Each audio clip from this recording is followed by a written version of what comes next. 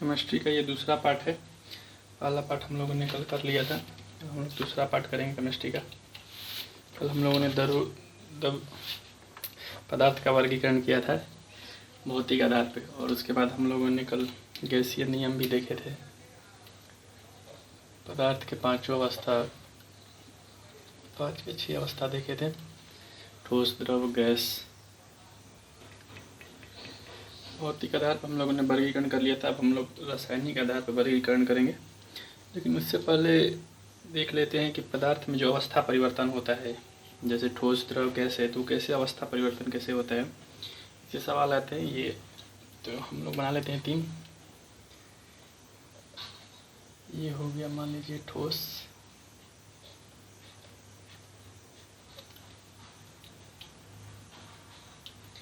और ये द्रव्य हो गया, ग्लास बना लेते हैं।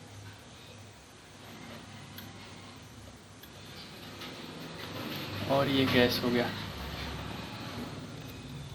ये सॉलिड, लिक्विड और गैस। तो इनमें जो अवस्था परिवर्तन होता है उसको देखते हैं कैसे होता है। अगर सॉलिड से लिक्विड बनता है तो इसको बोलते हैं गलन, और अगर लिक्विड से सॉलिड बनता है तो इसको बोलते हैं जमना। यानी कि लिक्विड जल से जब अगर बर्फ़ बनता है तो वो जम जाता है तो जमना ही बोलते हैं, और बर्फ़ अगर पानी बन जाएगा तो इसको गलना ही बोलते हैं। तो वही हो गया। अगर लिक्विड से गैस बने तो इसको बोलते हैं वाष्पन, और अगर गैस से लिक्विड बने तो इसको बोलते हैं संघनन। देखिए इसका एग्जाम्पल क्या है। पानी जब गर्म करते तो वाष्प बन जाता है, और संघनन का एग्जाम्पल है बादल। जो बादल होता है वो संघनन के चलते ही पहले वो गैस रहता है और वो फिर ठंडा होकर बादल बन जाता है, द्रव्य बन जाता है। ठंडा होकर वो भारी हो जाता है और फिर वो बारिश होने लगता है। जियोग्राफी में इसको देखेंगे बारिश कैसे होता है। इसके कई सारे प्रकार होते हैं, केवल ये इतना आसान नहीं है इतना आसानी से बादल हो गया, उससे बहुत सारे कारण होते हैं। तो जियोग्राफी का सब्जेक्ट है, उसमें मानसून वगैरह पढ़ेंगे तो वहाँ देखेंगे अच्छे से। और अगर ठोस से सीधा गैस बन जाए, यही इम्पोर्टेंट है, इस सवाल आता है। इसको बोलते हैं ऊर्ध्वापातन। पहले ठोस द्रव बनता है, फिर द्रव से गैस बनता है, लेकिन यहाँ से अगर डायरेक्ट हो जाए, जैसे कपूर होता है, कपूर जलाने पे वो ठोस होता है, डायरेक्ट गैस बन जाता है, वहाँ पर कोई तरल पदार्थ नहीं बनता है, तो इसी को बोलते हैं ऊर्ध्वापातन। और अगर गैस से सीधा ठोस बने तो इसको बोलते हैं ऊर्ध्वपातन उत्क्रमण, यानी कि रिवर्स हो गया। तो ये है अवस्था परिवर्तन। तो चलिए पदार्थों को रासायनिक आधार पर बांटते हैं। ये इम्पोर्टेंट है, इसको आप ऐसे ही बना लीजिएगा, याद करने के लिए सही रहेगा। अगर सॉलिड से लिक्विड अगर गलन करना है तो ये 1 डिग्री सेल्सियस हो जाता है, 0 डिग्री सेल्सियस पे जम जाता है। ऐसे सवाल नहीं आते, जल का जब पढ़ेंगे तो वहाँ देखेंगे। तो इसके बाद अब पदार्थों को रासायनिक आधार पर वर्गीकरण करते हैं। चलिए पदार्थों का वर्गीकरण करते हैं रासायनिक आधार पे। ये हो गया पदार्थ। भौतिक आधार पर वर्गीकरण मतलब ठोस, द्रव, गैस, और रासायनिक आधार पे हम लोग इसको पहले 2 प्रकार से बांटते हैं। एक होता है शुद्ध पदार्थ, और एक होता है अशुद्ध पदार्थ। शुद्ध पदार्थ का मतलब ये है कि ये इसका जो गुण होता है वो अलग होता है दूसरे वाले से, लेकिन अशुद्ध में जो होता है वो 2-3 गुण मिला रहता है। तो शुद्ध पदार्थ में हम लोग इसको 2 भागों में बांट लेते हैं। एक होता है तत्व और यौगिक। इन दोनों का अलग अपना गुण होता है। अगर दूसरा यौगिक होगा तो उसका पहले यौगिक से गुण अलग हुआ। और अशुद्ध में रखते हैं मिश्रण। मिश्रण का जो गुण होता है, जो जिस तत्व या यौगिक से बनता है, तो उसका गुण उसमें रह जाता है थोड़ा बहुत। अगर तत्व को भी हम लोग बांटे तो इसका भी 3 प्रकार से बांट सकते हैं। एक होता है धातु, मेटल, अधातु जिसमें गैस भी आते हैं, और एक होता है उपधातु। उपधातु में सिलिकॉन, जर्मेनियम आता है। देखेंगे तीनों का गुण क्या है। और यौगिक में भी 2 प्रकार के हो गए। एक हो गए कार्बनिक यौगिक, जो कार्बन से बनते हैं, हाइड्रोजन वगैरह भी बॉन्ड बनाता है हाइड्रोजन ऑक्सीजन के साथ। और एक हो गया अकार्बनिक। कार्बन के अलावा जो भी यौगिक बनते हैं वो कार्बनिक हो गए। मिश्रण को भी दो रूप में बांट सकते हैं, एक समांगी मिश्रण और एक विषमांगी मिश्रण। समांगी मिश्रण उसको बोलते हैं जिसमें जो कण होते हैं वो पूरी तरह से मिल जाते हैं, और विषमांगी में मिलते नहीं है, वो दोनों कण दिखते रहते हैं। जैसे अगर सीमेंट हो गया तो सीमेंट एक प्रकार से मिश्रण है, उसमें बालू और सीमेंट दोनों दिखते रहता है, तो वो विषमांगी मिश्रण हो जाएगा और दोनों का गुण रहता है। तो यही हो गया। तो सबसे पहले हम लोग शुद्ध पदार्थ को देखते हैं। शुद्ध पदार्थ का मतलब कि एक प्रकार के कण से बने होते हैं, तीन ही शुद्ध पदार्थ कहते हैं। और तत्व वो हैं, शुद्ध पदार्थ में दो हो गए, तत्व और यौगिक। तत्व वो हैं जिनको हम लोग तोड़ नहीं सकते हैं, ये एक ही प्रकार के एटम से बने रहते हैं। इनको मतलब इनके जो परमाणु होते हैं वो सब एक प्रकार के होते हैं, इनको तोड़ना जो मतलब जैसे अगर ऑक्सीजन है, ऑक्सीजन गैस, तो इसमें ऑक्सीजन ही परमाणु, इसमें दूसरा कोई परमाणु नहीं रहता है, तो ये सबसे शुद्ध रूप होता है। और ये अयौगिक हो गया। यौगिक का मतलब ये दो तत्वों से मिलकर, दो तत्व या अधिक तत्व है, दो तत्वों से मिलकर बनते हैं, इसको बोलते हैं यौगिक। जैसे इसका एग्जाम्पल होगा CO2, इसमें कार्बन भी है, ऑक्सीजन भी है, लेकिन इसको जो मिलाने का यौगिक का होता है जो, तो ये विशेष अनुपात मिलता है। ऐसा नहीं है कि आप कैसे भी मिला देंगे और यौगिक बन जाएगा, कैसे मिलाते हैं तो वो ये मिश्रण हो जाता है। तो यही है, इसका भी दो प्रकार हो गया, कार्बनिक होगा और कार्बनिक। तो चलिए सबसे पहले हम लोग तत्वों को पढ़ते हैं, तत्वों को थोड़ा डिटेल में देखते हैं। इसमें धातु अधातु सबको देखेंगे। तत्वों का मतलब हो गया जो एक प्रकार के एटम समझ, जैसे ऑक्सीजन को हम लोग, ऑक्सीजन अकेले नहीं रहता, ऑक्सीजन हमेशा O2 रहेगा, N2 के साथ रहेगा, तो यही हाइड्रोजन भी H2 के साथ रहेगा। ये तत्व हो गए। या हाइड्रोजन तो पृथ्वी पे मिलता भी नहीं, वायुमंडल में ऊंचाई पे मिलता है, तो यही हो गए तत्व, क्योंकि एक प्रकार के एटम से बने होते हैं। और ये दो तत्व या दो से अधिक तत्वों से मिलकर बने होते हैं, उनको बोलते हैं यौगिक। जैसे जल हो गया, जल का मतलब है H2O, हाइड्रोजन भी है, ऑक्सीजन भी है। और इसकी ये भी एक विशेषता है कि यह इसका जो गुण होता है वो इसके जो तत्व हैं उनसे अलग होता है। जैसे यह हाइड्रोजन हो गया, एक गैस है, ऑक्सीजन भी एक गैस है, लेकिन अगर हम इन दोनों को मिला देते हैं तो ये बन जाता है H2O। जो H2 है उसका तो वो हो गया लिक्विड, यानी दो गैस मिलकर लिक्विड बना दिए, इनका जो गुण है पूरी तरह से चेंज हो गया, तो इसी को यौगिक बोलते हैं। अगर गुण नहीं चेंज हो रहा है तो समझिए कि मिश्रण का भी चेंज होता है, लेकिन पूरी तरह से चेंज नहीं होता है। अगर गुण नहीं चेंज होगा तो मिक्स ही नहीं होगा, तो फिर वही तत्व ही रह जाएगा। तो तत्वों को करते हैं डिटेल में, धातु अधातु और उपधातु को समझते हैं। तत्व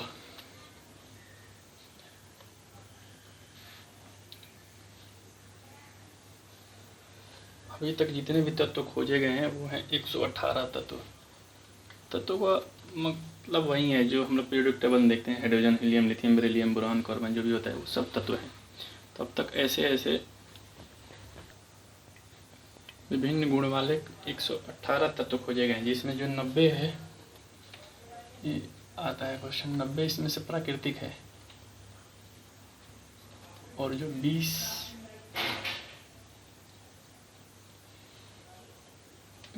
अप्राकृतिक हैं, मतलब कि बनाया गया है। ये 98 है, 98 जो नेचुरली मतलब मिलते हैं, लेकिन जो 20 है वो अप्राकृतिक से मिक्स कर करके बनाया गया। दो तत्वों को मिक्स कर एक नया प्रकार का तत्व बन गया। हालांकि वो यौगिक नहीं होगा क्योंकि उसमें तत्व का ही गुण होता है। तो ये हो गया। अब इसके 3 प्रकार हमने देखा था। इसका पहला प्रकार है धातु। धातु यानी कि मेटल। तो मेटल का हम लोग थोड़ा बहुत देख लेते हैं, इसकी क्या है खासियत, क्या है, किसको मेटल किसको बोला जाता है।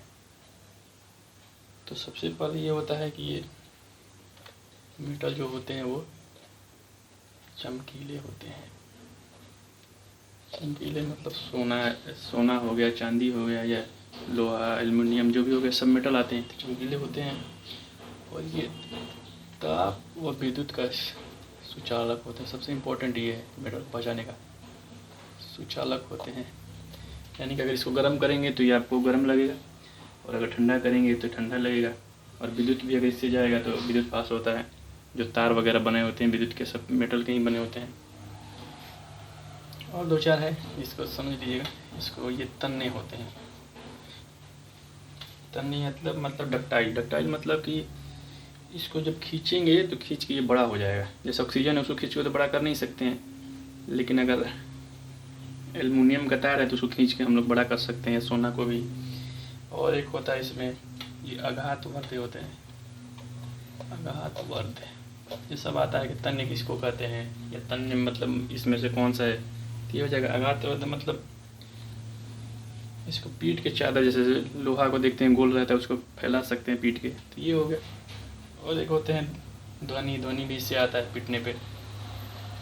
हवा में अगर आप कुछ पीटेंगे तो ध्वनि तो आएगा नहीं, लेकिन अगर इस लोहा पे पीटेंगे तो उस पर ध्वनि आएगा। तो ये है इसके एग्जाम्पल।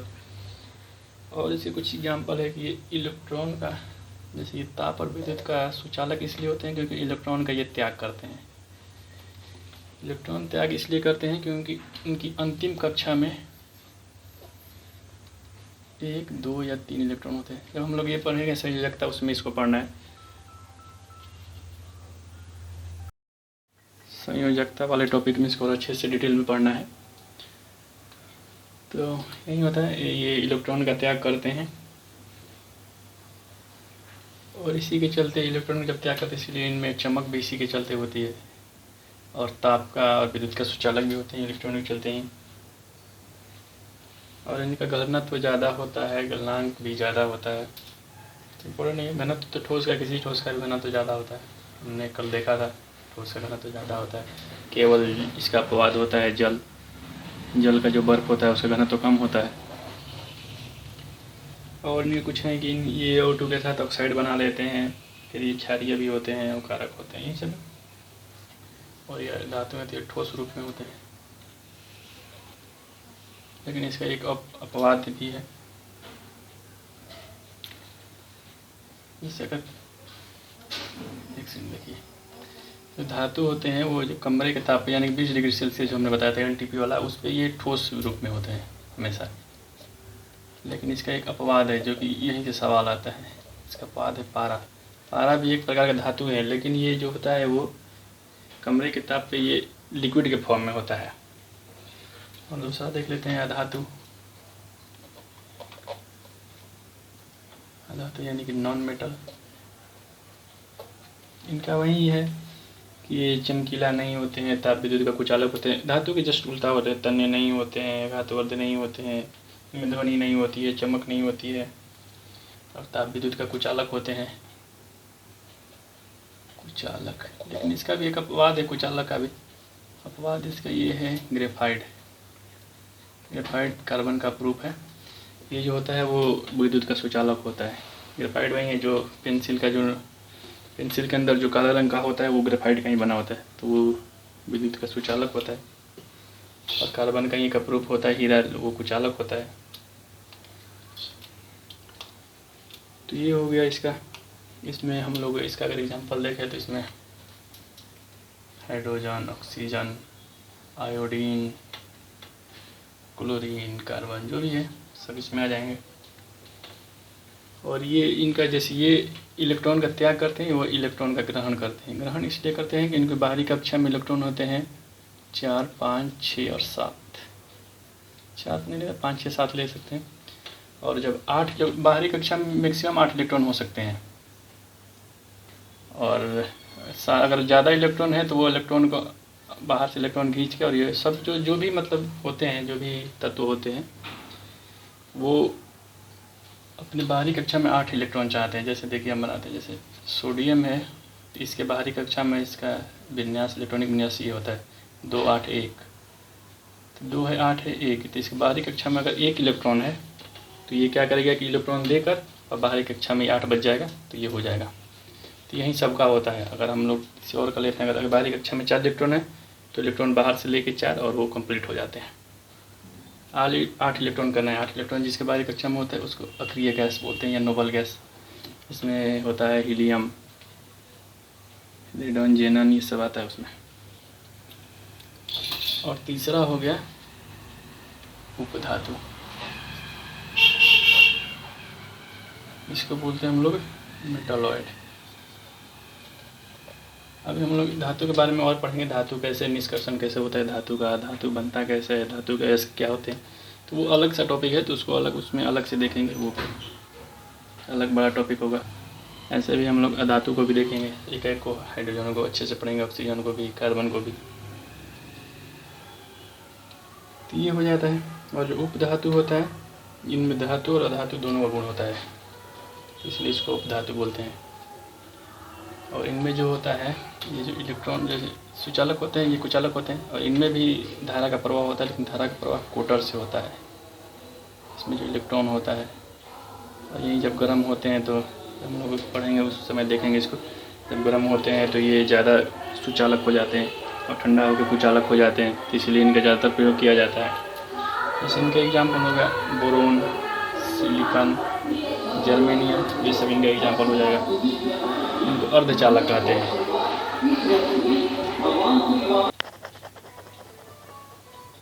ये सब अर्धचालक होते हैं। कुछ और फैक्ट देख लेते हैं। सबसे ज़्यादा जो तत्व होते हैं वो धातु ही होते हैं। गैस जो है वो 11 है, ये P वाले ब्लॉक में होते हैं, ये S ब्लॉक में होते हैं, D ब्लॉक वाले सारे धातु ही होते हैं, आगे ब्लॉक में देखेंगे इसको। और 2 तत्व जो हैं वो द्रव आते हैं, मतलब द्रव तो धातु ही बन सकते हैं, जब लावा को अगर हम बहुत ज़्यादा गर्म करेंगे तो पिघल के वो भी द्रव के रूप में आ जाता है। लेकिन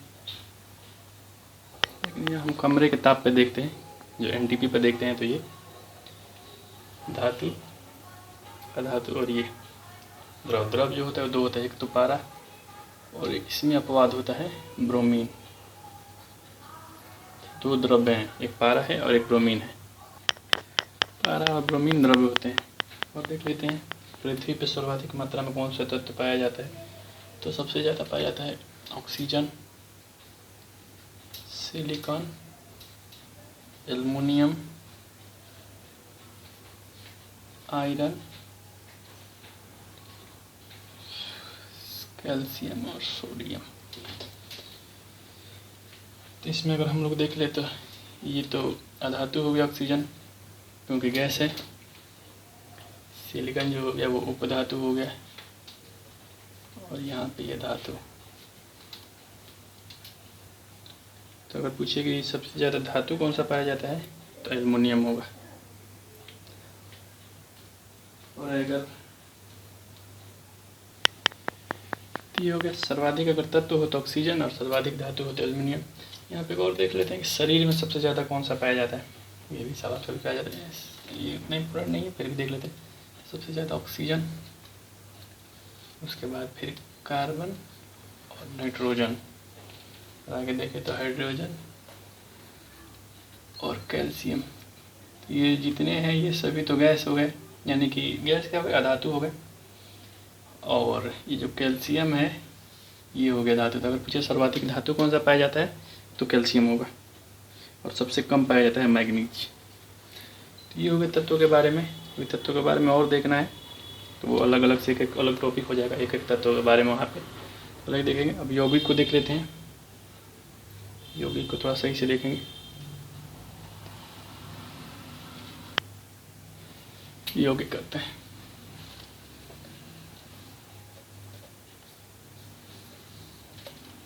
जितना तत्व में किए हैं क्वेश्चन उससे ही आता है, उससे ज़्यादा नहीं आएगा। तो इसमें ये होता है कि 2 या 2 से अधिक तत्व, 2 या अधिक तत्व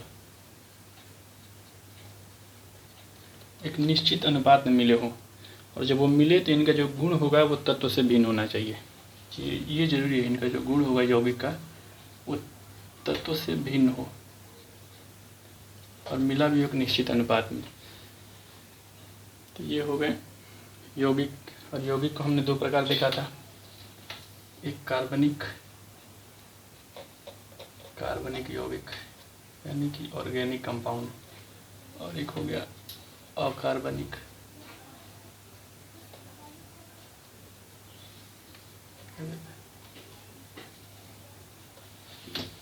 देखिए कार्बनिक यौगिक किसे कहते हैं। कार्बनिक यौगिक में वो आते हैं जिनमें कार्बन हाइड्रोजन इसका मुख्य घटक, मतलब कार्बन जरूरी हो, हाइड्रोजन भी हो, ये जरूरी होता है। और इनका अगर एग्जाम्पल हम देख ले, एग्जाम्पल या थोड़ा सा विशेषता देख लेते हैं, जिससे सवाल आते हैं कि ये जल में जो होते हैं वो अघुलनशील होते हैं, लेकिन कार्बनिक घोल में घुलनशील होते हैं। और जो घोल होता है, जैसे जल में ये नहीं घुलेंगे, लेकिन कार्बनिक घोल में घुल जाएंगे, और जो घोल होगा वो विद्युत का कुचालक होगा। तो ऐसे ही सवाल आते हैं कि कार्बनिक यौगिक का इसमें से कौन सा है। तो जो घोल होता है वो विद्युत का कुचालक होता है और जल में अघुलनशील होते हैं, जबकि ये कार्बनिक जो होते हैं वो जल में घुलनशील होते हैं, जल में घुलनशील। तो ये दोनों को अंतर है दोनों में। और ये कार्बन और हाइड्रोजन है, यानी कि जैविक स्रोत से प्राप्त होते हैं, अजैविक स्रोत से प्राप्त होते हैं। चलिए इनके कुछ एग्जाम्पल देख लेते हैं, कार्बन और हाइड्रोजन छोड़ के जो भी है। जैसे इसमें देखते हैं यौगिक में सबसे इम्पोर्टेंट एग्जाम्पल जो हमेशा सवाल में आता है, सोडा का ही होता है। सोडा में 3 प्रकार का आता है, एक होता है दोवन सोडा, धोने वाला, तो इसका हो जाएगा Na2CO3, ये भी एक यौगिक हो गया।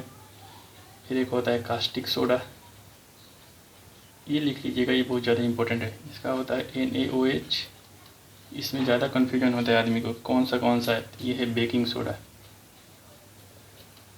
बेकिंग सोडा यानी खाने वाला, तो इसका होता है NaHCO3। ऐसे सवाल आते हैं कि धोने वाले सोडे का क्या होता है इसमें से, तो Na2CO3 ये होता है। और 2-3 तो लिख लेते हैं, कली या पूजा हुआ चूना का होता है CaO, और सिंदूर का होता है HGS। सोडा या नाइट्रल जो होता है KNO3, इससे बम बनता है। जिप्सम, जिप्सम का CaSO4, और इसी को अगर हम पानी में डालते हैं तो प्लास्टर ऑफ पेरिस बन जाता है। फिर क्लोरोफॉर्म का CHCl3 होता है। चाक जो होता है ये CaO हो गया, और चौक या जो चूना होता है इसका होता है CaCO3। जो अश्रु गैस जो होता है वो CCl3NO2 होता है। फिटकरी का H2SO4 होता है, फिटकरी H2SO4, और इसमें एल्युमिनियम होता है। और जो हास्य गैस होता है वो N2O होता है, लाफिंग गैस जिसको बोलते हैं, नाइट्रस ऑक्साइड। तो ये सब इसके थोड़े बहुत एग्जाम्पल हो गए। इसको रंग से भी किया जाता है। और अगर इनमें हम दोनों में अंतर देखें कार्बनिक और अकार्बनिक में, तो सबसे पहले हम लोगों ने देखा था कि ये जो होता है वो जल में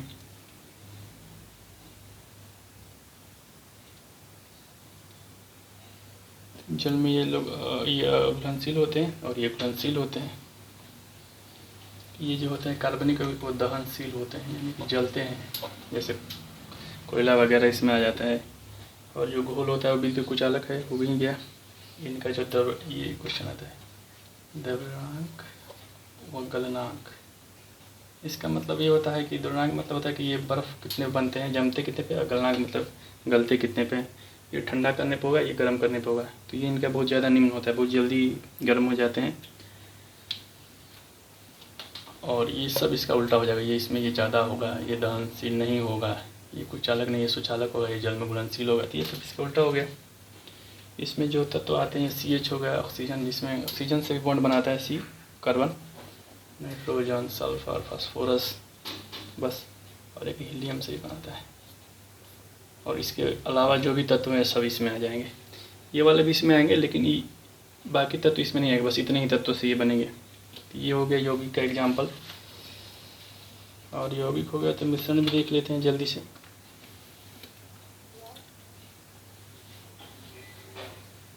ये सब जो भी है, ये सब इनको हम लोग और आगे भी देखेंगे जब हम लोग सोडियम के बारे में पढ़ेंगे, तो ये सोडा के बारे में भी वहाँ पे डिटेल में देखेंगे कैसे कैसे बनता है, क्या क्या रूप होता है। जब अभिक्रिया पढ़ेंगे तो ये बस इतना ही रहने देते हैं।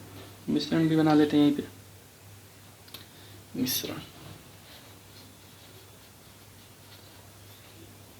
यानी कि मिक्सचर। तो मिश्रण भी वही है, इसमें 2 तत्व या यौगिक भी हो मिल सकता है, ये 2 या 2 से अधिक तत्व हो, या एक तत्व हो, एक यौगिक हो, या दोनों यौगिक हो।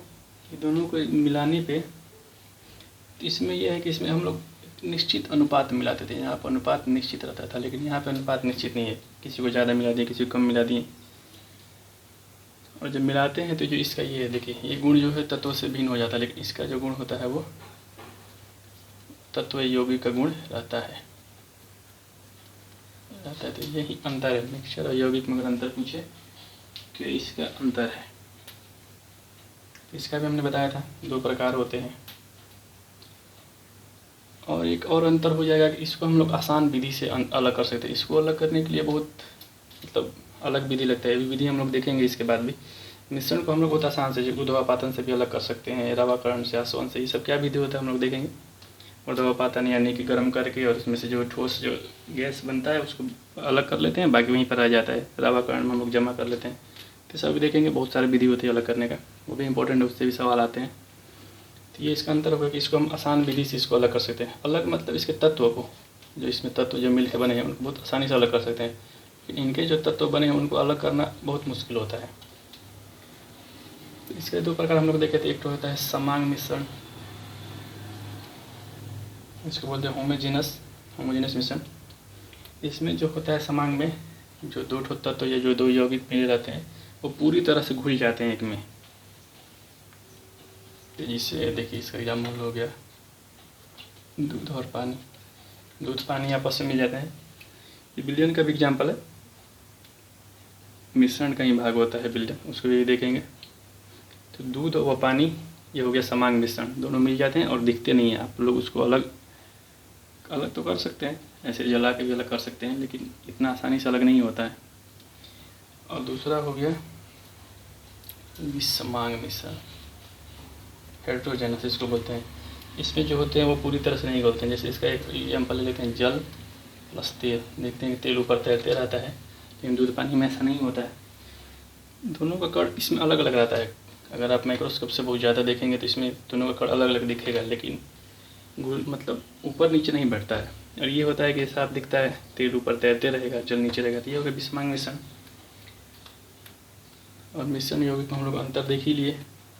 इसमें जो होता है वो नया बन जाता है, उसका नया गुण हो जाता है, संगठन में परिवर्तनशील होता है, तो उसको परिवर्तन करना बहुत मुश्किल होता है।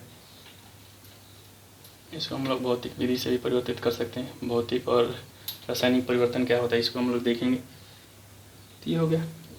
और मतलब अगर एग्जाम्पल में पूछे तो ये हो जाएगा भौतिक परिवर्तन और ये हो जाएगा रासायनिक परिवर्तन का। भौतिक परिवर्तन का ये मतलब होता है कि उसको हम लोग आसानी से फिर से उलट सकते हैं। जब आगे देखेंगे तो देखेंगे इसको। जैसे मोम हो गया, गल गया तो फिर उसको जमा देंगे। जैसे पानी हो गया, पानी बर्फ़ बन गया तो फिर उसको गला सकते हैं। लेकिन अगर कागज़ है, अगर वो जल गया तो फिर उसको कागज़ तो बना नहीं सकते हैं। तो ये हो जाएगा, ये इसका एग्जाम्पल है रासायनिक परिवर्तन। तो यही होता है। इसका एग्जाम्पल में एक मिश्र धातु हो जाता है। लेकिन मिश्र धातु इसका एग्जाम्पल तो है, लेकिन मिश्र धातु का जो गुण होता है वो उसके तत्व से अलग हो जाता है। तो ये थोड़ा सा इसका अपवाद हो जाएगा। ये हो गया।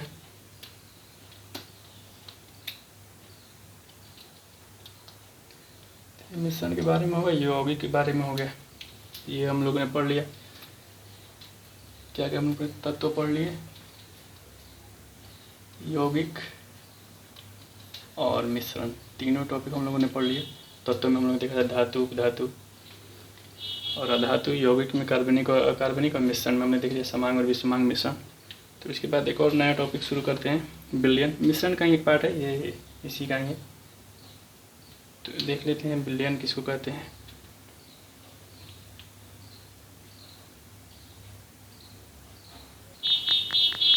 विलयन इंग्लिश में इसको बोलते हैं सोल्यूशन। विलयन ये मिश्रण है, ये समांगी मिश्रण होता है। यानी कि 2 या अधिक जो तत्व होते हैं उनको मिलाने का जो समांगी मिश्रण। जैसे देखिए दिखाते हैं इसका एग्जाम्पल। जो हमने कहा था समांगी मिश्रण मतलब कि पूरी तरह से मिल जाए, उसी को विलयन बोलते हैं। लेकिन और अगर पूरी तरह से मतलब जैसे पूरी तरह से मिल जाए और उसको आसानी से हम लोग अलग नहीं कर सकते हैं, तो ये हो जाते हैं विलयन। तो मिश्रण का ही रूप है, लेकिन इसका थोड़ा सा अलग हो जाता है। तो ये एक समांगी मिश्रण है, सभी तत्व अच्छे से घुल गए, जैसे दूध पानी वाला। तो देखिए इसमें क्या होता है, इसमें इसके 2 भाग होते हैं। एक को बोलते हैं हम लोग विलायक और एक को बोलते हैं विलेय। विलायक यानी सॉल्वेंट और विलेय यानी सोल्यूट। जो विलायक जो होता है इसी में ये जो विलेय होता है वो मिल जाता है। जैसे विलायक को हम लोग इसको पानी ले लेते हैं, विलेय को हम लोग ले लेते हैं नमक। जो नमक होता है वो पानी में मिल जाता है पूरी तरह से। तो विलायक वही होता है जो अपने में घुला ले, और विलेय जो उसमें घुलता है। ऐसे सवाल आते हैं। तो ये होता है ज़्यादातर जब अगर कोई हम लोग विलयन बनाते हैं तो इस पानी को ज़्यादा रखते हैं और नमक को कम रखते हैं। एक टेबल होता है विलयन का मिलने का, उसके बाद भी मिलाया जाता है। देखिए इसको भी देख लेते हैं, विलयन की सांद्रता क्या होती है। होता है सांद्र विलयन और तनु विलयन। सांद्र विलयन का मतलब ये है कि इसमें जो विलेय है वो कम है, विलेय की मात्रा कम है, और इसमें विलेय का मात्रा ज़्यादा होता है। विलेय का मात्रा कम है तो वो जो होगा वो विलयन वो पतला होगा, अगर ज़्यादा है तो गाढ़ा होगा। तो यही हो गया। और विलायक और विलेय के आधार पे हम लोग इसको 3 भाग में बांटते हैं विलयन को। तो देखिए कि चलिए पहले फिर से समझते हैं। एक हो गया विलायक यानी कि ये पानी। एक हो गया विलेय, यहाँ पे नमक।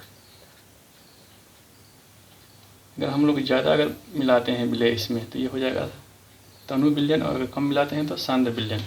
और इसी मात्रा के आधार पर हम लोग और इसको 3 भाग में बांटते हैं। पहला होता है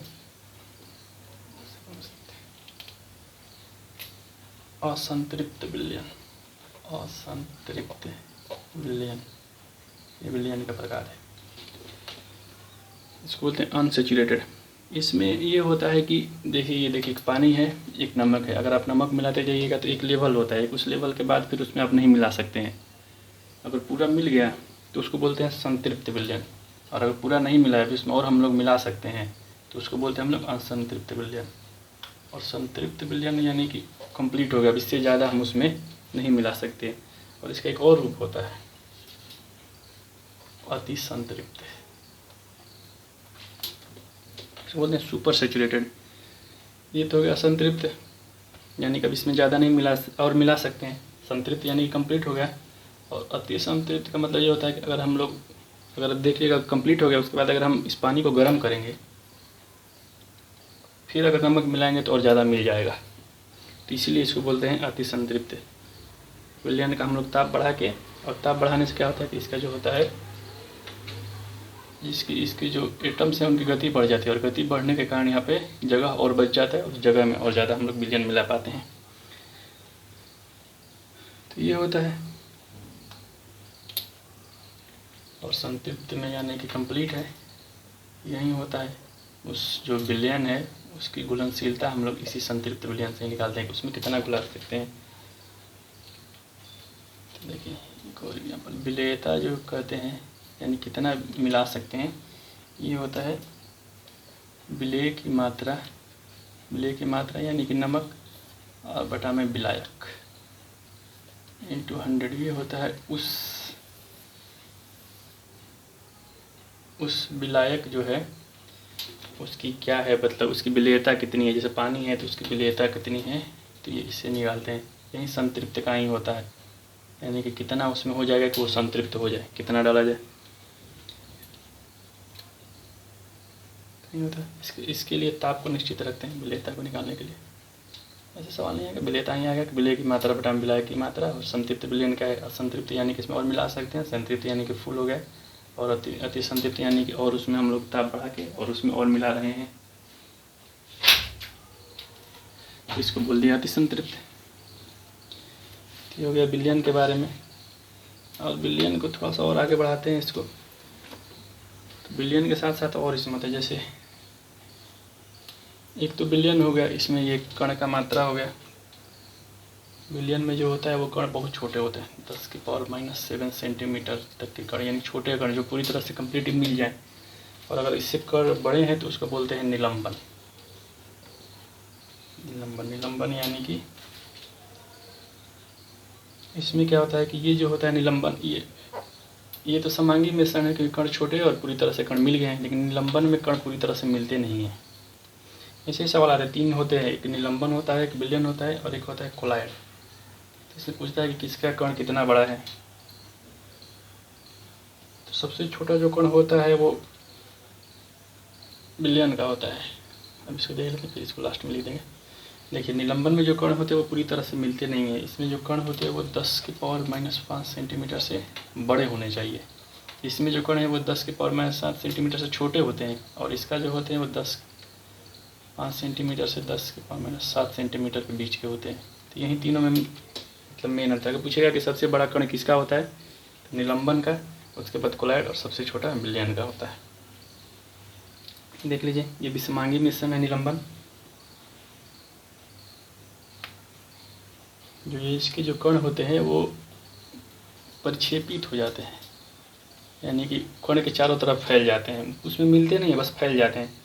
जैसे देखिए, अगर पानी है ये, अगर इसमें हम लोग मिट्टी डालेंगे तो मिट्टी तो हमको दिखता है, तो पूरी तरह मिलता नहीं, अगर घुलता भी है तो चारों तरफ ऐसे फैला रहता है उसके। तो यही इसका एग्जाम्पल है। इसमें क्या होता है कि टिंडल प्रभाव, ऐसे ही सवाल आते हैं। टिंडल प्रभाव और ब्राउनियन गति होती है, इसमें भी होती है और कोलाइड में भी होती है, लेकिन विलयन में नहीं होता है। ये दोनों क्या प्रभाव है अभी देखते हैं एक मिनट में। जो कोलाइड है ये भी विषमांगी मिश्रण ही है, ये भी, इसका भी देखिए कितना बड़ा है ये भी।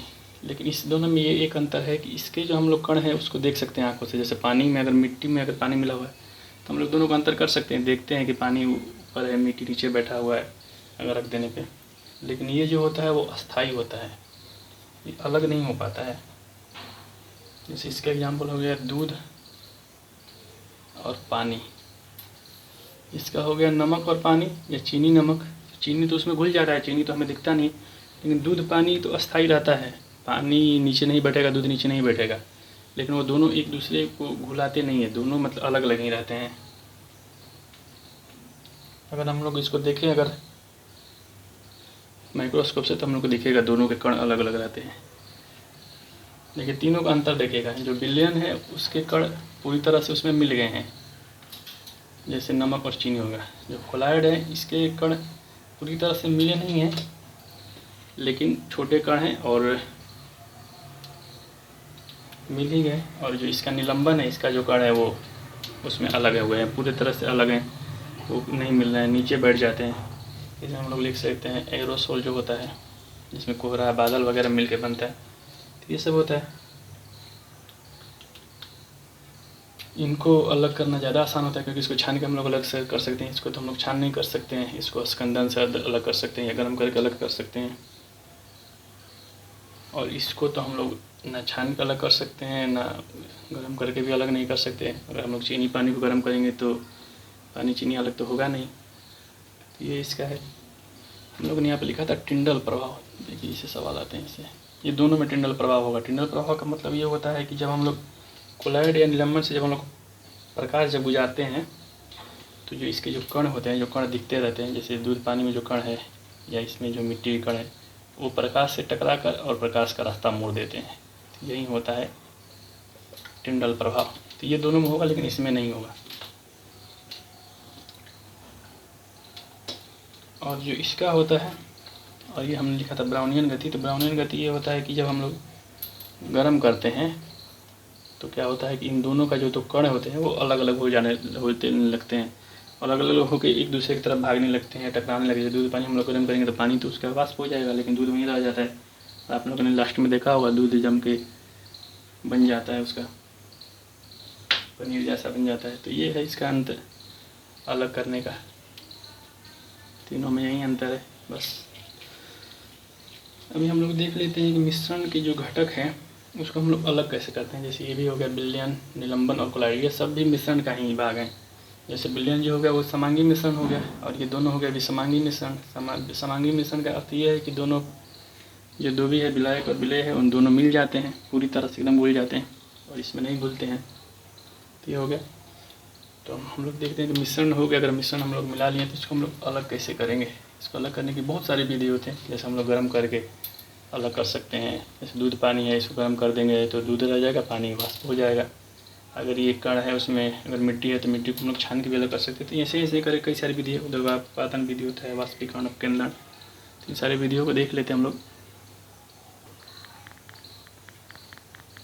तो मिश्रण को अलग करने की विधि।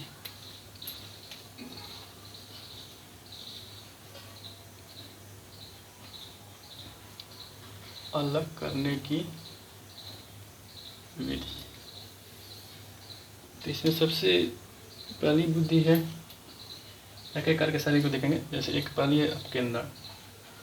अपकेंद्रण ऐसे ही क्वेश्चन आएगा कि अपकेंद्रण में क्या होता है, सेंट्रीफ्यूगेशन बोलते हैं। तो इसमें क्या होता है कि जो भारी जो कण होते हैं वो नीचे बैठ जाते हैं।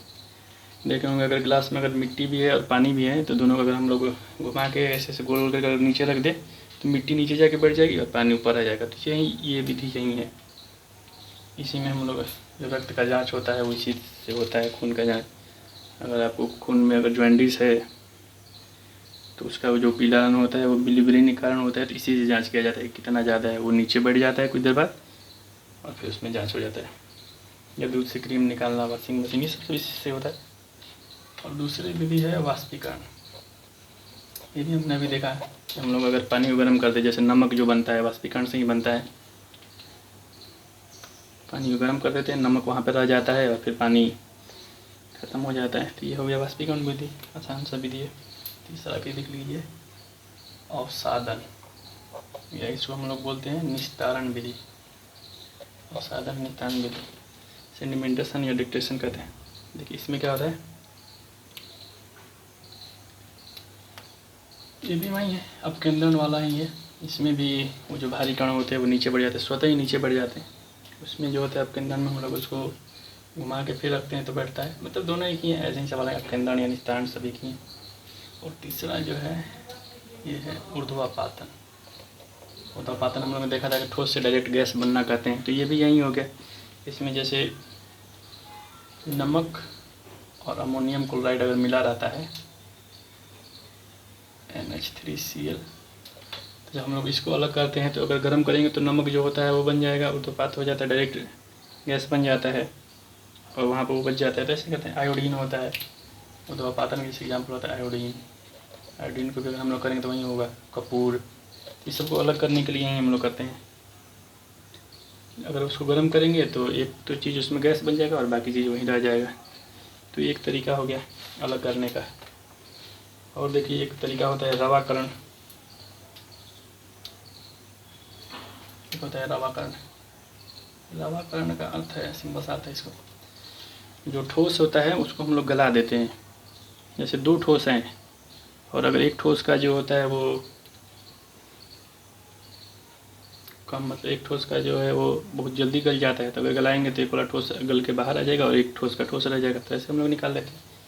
और विधि है, ये सब विधि इंपॉर्टेंट उतना नहीं है, फिर भी देखते हैं कि आसवन विधि है।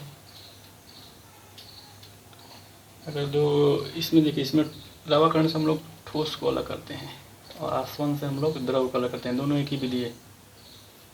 इसमें दोनों में गर्म करते हैं। इसमें भी गर्म करेंगे तो पहले जो ठोस जिसका जल्दी गलेगा वो गल के बाहर हो जाएगा और जो ठोस रहेगा हो जाएगा। इसमें द्रव में वही होता है, जो पहले वाष्प बन जाता है वो वाष्प हो जाता है और जो बच जाता है वो फिर उसको हम लोग निकाल लेते हैं। आसवन विधि हो गया। और एक होता है क्रोमैटोग्राफी। इससे सवाल आए हुए हैं, जैसे डाई है उसमें से अगर रंग निकालना हो तो इसको करते हैं। जैसे विलायक एक ही हैं, उनका जो ऊर्ध्वपातन है वो भी सब सेम है, तो फिर ये वाला हम लोग करते हैं। फिर एक होता है वर्णलेखन।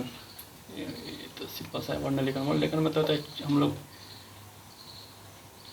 जैसे निकाल लेते हैं। जैसे देखिए अगर मिट्टी में अगर आयरन पड़ा हुआ है तो इसमें हम लोग चुंबक डालेंगे और सारा आयरन निकल जाएगा। तो ये हो गया वर्णलेखन विधि। फिर एक निष्पादन और छानन विधि होता है। छानना यानी कि हम लोग छन्नी से छान लिए उसको, उसमें से निकल गया, मिट्टी वगैरह निकल जाता है। और एक होता है एटोमोलाइसिस। ये देखिए ये हो गया ठोस के लिए, द्रव के लिए, और ये हो गया एटोमोलाइसिस। ये जो विधि होता है वो गैस के लिए होता है। तो ये ऐसे क्वेश्चन आ जाएंगे, रवाकरण किस में होता है, ठोस में, आसवन, और एटोमोलाइसिस ये हो गया। और विधि होते हैं वो इम्पोर्टेंट नहीं है, जैसे कि होता है स्कंदन विधि। जल में हम लोग फिटकरी मिला लेते हैं और फिटकरी मिलाने से फिर वहाँ से जो दूसरे कण, जैसे जल में हम लोग कपड़ा धोते हैं तो उसमें हम लोग डाल देते हैं नींबू वगैरह, तो जो कण होते हैं वो बाहर हो जाते हैं, उसमें से नहीं छोड़ते। तो ये सब विधि है, यही सब है। एक होता है परासरण विधि, इसको भी देख लेते हैं। परासरण, इसका भी होता है काम, इसको ऑस्मोसिस बोलते हैं। इसमें क्या होता है कि एक होता है अर्धपारगम्य झिल्ली, और इसमें अगर दो बिलियन है, 1 2, दोनों की सांद्रता अलग अलग है, ठीक है। एक पतला है और एक मोटा है, यानी कि इस हमने बताया था सांद्रता के रेशियो को, एक सांद्र विलयन है और एक तनु विलयन है, ठीक। तो जब हम लोग इस अर्धपारगम्य झिल्ली से जब उसको गुजारते हैं,